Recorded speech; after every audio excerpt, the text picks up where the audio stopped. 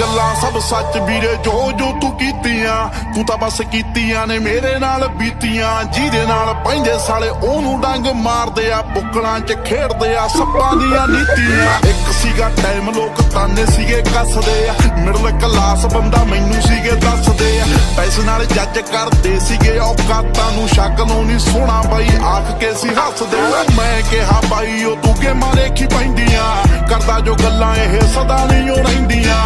ਜੁੱਤ ਚਾਹੀਦੀ ਜੰਗ ਜ਼ਿੰਦਗੀ ਦੀ ਜਿੱਤਣੇ ਨੂੰ, ਪੱਲਿਆ ਮਕਾਮ ਇੱਥੇ ਸ਼ਕਲਾਂ ਨਹੀਂ ਲੈਂਦੀਆਂ।